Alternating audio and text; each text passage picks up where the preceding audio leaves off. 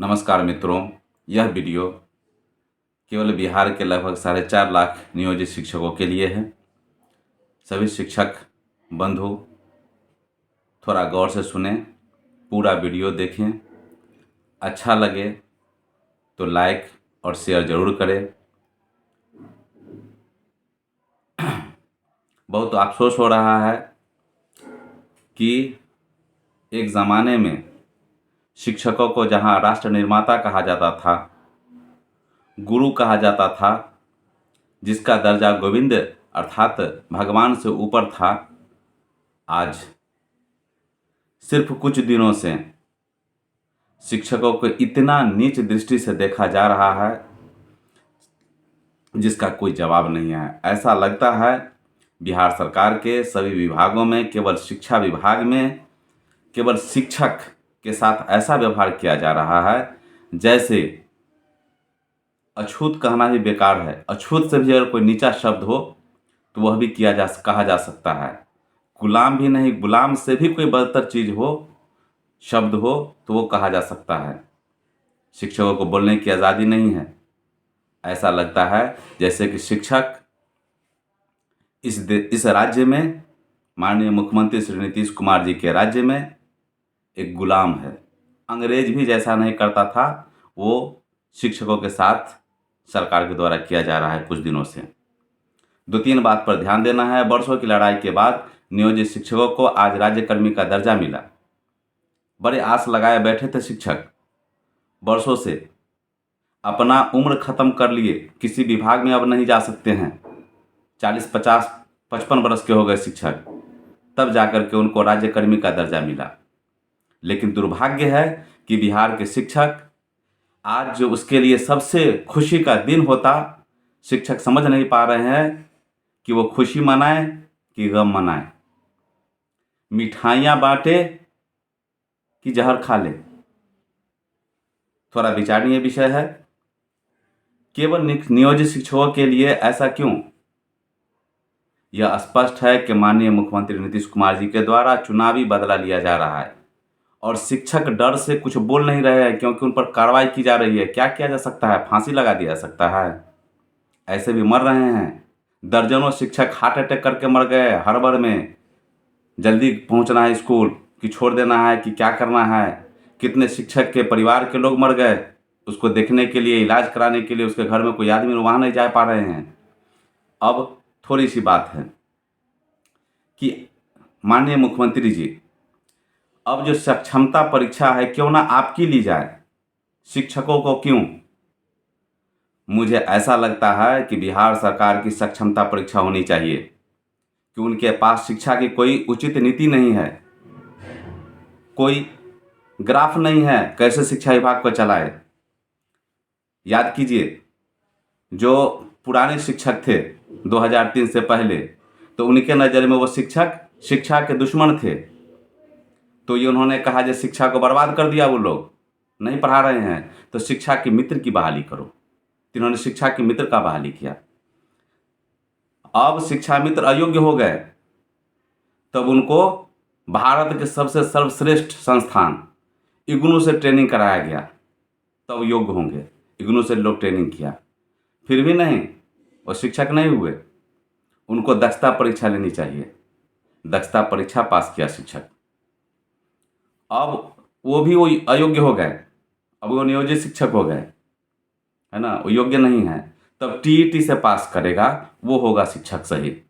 हल्ला हुआ टीईटी से पास करके आ रहे हैं, बड़े योग्य टीचर आ रहे हैं। अब टीईटी वाले वो भी अयोग्य हो गए, अब क्या? तो बीपीएससी से पास करके आएंगे। अब बीपीएससी पास करके आए हैं, बीपीएससी पास करके आए, वो शिक्षक हुए, तो क्यों न उसको पुराना वेतनमान दिया गया? उनको भी नहीं दिया गया। अब कुछ दिन वो भी अयोग्य हो जाएंगे। अब रहे नियोजित शिक्षकों की हाल। तो नियोजित शिक्षक की बहाली आपने किया। जो रास्ता आप देंगे, जब घर का दरवाज़ा बंद हो और एक ही रास्ता हो निकलने का, तो हर आदमी उसी रास्ते से निकलेगा। आपने उसी समय, जिस समय शिक्षा मित्र की बहाली हुई, उस समय आपने बीपीएससी का एग्ज़ाम क्यों नहीं लिया? उस समय के तत्कालीन मुख्यमंत्री श्री लालू प्रसाद जी के द्वारा बीपीएससी के तहत बहाली की गई, आप भी वैसे ही बहाली करते। लेकिन नहीं, आपको कम पैसा में चाहिए खान सर, दीजिए $103 करोड़। खान सर आएंगे बिहार में के स्कूल में पढ़ाने के लिए। कौन शिक्षक अयोग्य है? 1 to 5 के बच्चा को पढ़ाने के लिए ककहरा, वाक्य ज्ञान, अक्षर ज्ञान, शब्द बोध, अंक ज्ञान, जोड़ घटाव गुना भाग, ये किसको पढ़ाने नहीं आता है सर? क्या मेडिकल की तैयारी करना है 1 to 5 में? तो कीजिए खान सर की बहाली। है आपकी ताकत। पटना में जाकर के देखिए, एक एक कोचिंग संस्थान में, एक कोचिंग संस्थान में 600 रुपया से 1200 रुपया घंटा पर शिक्षक पढ़ाते हैं। 11th के, 9th के, 10th के। आप दीजिएगा 1200 रुपया घंटा, तो आपको चाहिए 1200 रुपया रोज वाला शिक्षक, और खोजिए खान सर वाला पढ़ाई। आपने शिक्षा व्यवस्था को बर्बाद कर दिया। और अब बताइए, ठीक है, स्कूल में लापरवाही अगर है तो लापरवाही ठीक होनी चाहिए, शिक्षक को समय से आना चाहिए, शिक्षक को पढ़ाना चाहिए। अब बताइए, शिक्षा शास्त्री श्री अरविंद से बड़े क्या नीतीश कुमार जी आप हैं, और आपका शिक्षा विभाग है? श्री अरविंद जी कहते हैं कि शिक्षकों का जब तक शारीरिक, मानसिक, आर्थिक रूप से संपन्नता न आएगी तब तक सही शिक्षा नहीं मिल सकता है। शिक्षक कोई फौज नहीं है सर। आप जाकर के देखें, जो सेना में लोग होते हैं वो बौखला जाते हैं, वो एग्रेसिव हो जाते हैं, क्योंकि उनको परिवार से, घर से, सबसे दूर रखा जाता है। तो वो अब शब्द भी बोलेंगे अपने ड्यूटी पर जाकर के, टेंशन में भी काम कर लेंगे, चोर डकैत को पकड़ना है तो वो कैसू रहेंगे, परिवार से दूर भी रहेंगे, कर लेंगे। आप जो बहाली किए हैं 50 से 60 किलोमीटर दूर शिक्षकों को, शिक्षिका बहनों को, जो कुंवारी लड़कियां आ गई हैं, उनका क्या होगा? महिलाओं का क्या होगा? सर हद तो तब हो गई, 2 महीने के बच्चा को लेकर के ट्रेनिंग में नहीं लेके जाने दिया जा रहा है। उस बच्चा ने क्या बिगाड़ा आपको? उस माँ का क्या दोष? वो शिक्षक बनी, उसको बच्चा का, पुत्र का मुंह त्यागना पड़ रहा है, तब वो स्कूल आती है। अब ये सब बात बोलेंगे तो शिक्षक को बर्खास्त किया जाएगा।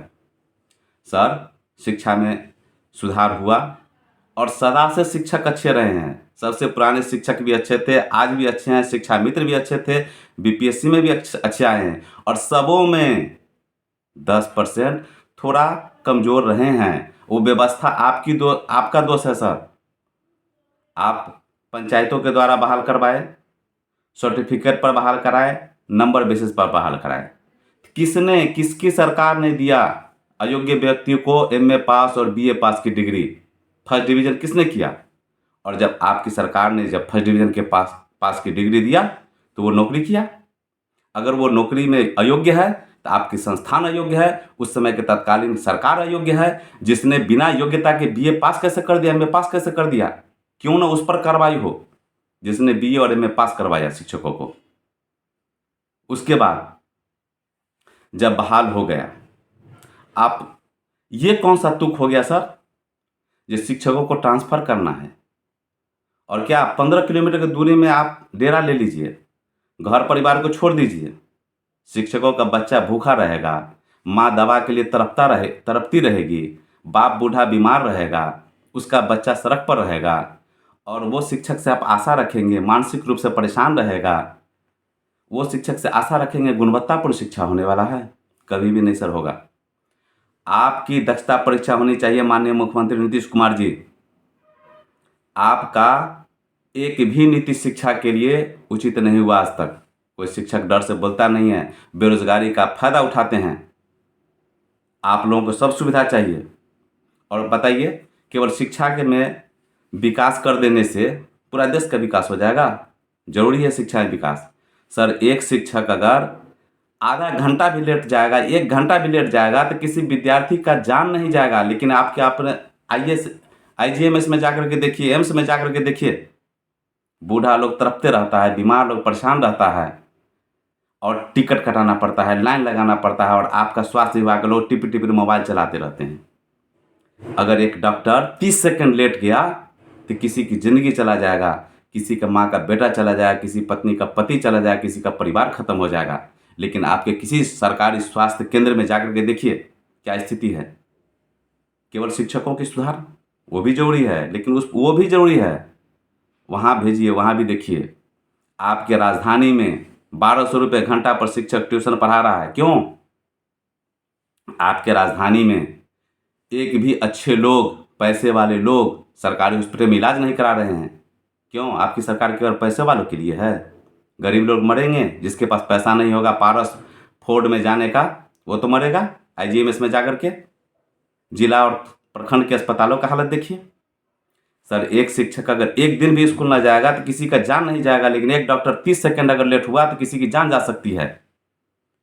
डकैती होते रहती है, थाना में फोन जाता है। सवाल नहीं है कि डकैती के समय में थाना 5 मिनट में पहुंच जाएगा। अगर एक थाना 5 मिनट में नहीं पहुंचा तो किसी घर में डकैती होगी, दर्जनों लोगों की हत्या हो जाती है। क्यों नहीं उस पर कार्रवाई करते हैं?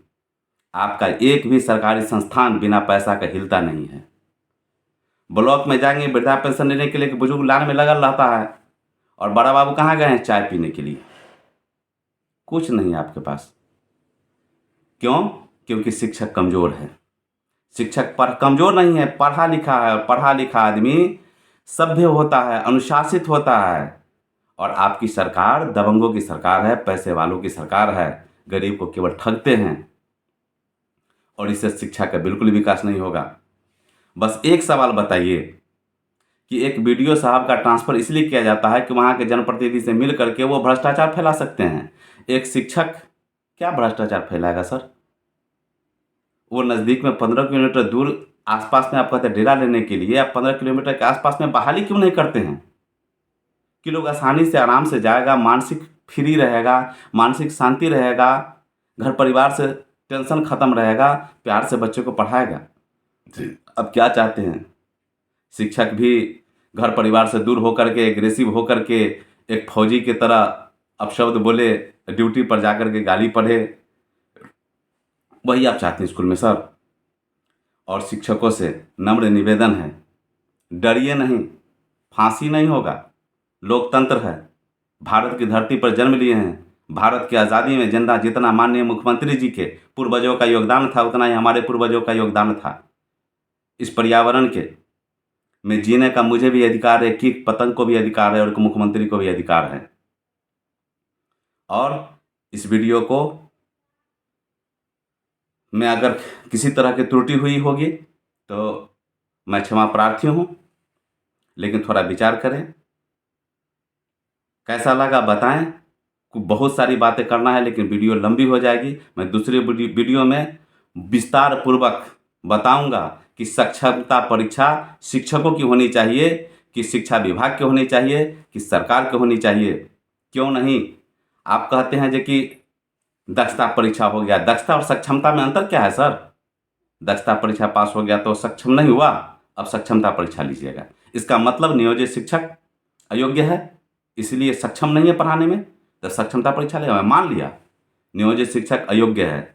अगर 10 शिक्षक उसमें फेल हो गया, असक्षम, आप उसको मान लीजिए, लेकिन हमको ये बताइए कि एक अयोग्य डॉक्टर से, अगर अयोग्य सर्जन से अगर किसी का ऑपरेशन करवा दिए, उसकी जान गई, तो उस डॉक्टर को बहाल किया, उस पर क्या कार्रवाई होनी चाहिए सर? माननीय मुख्यमंत्री जी, 18 साल तक आपने जिस अयोग्य शिक्षकों से बिहार के नौनिहाल गरीब बच्चों को जो पढ़वाया, उसका जो भविष्य बर्बाद हुआ 18 साल का, किस पर कार्रवाई होनी चाहिए सर?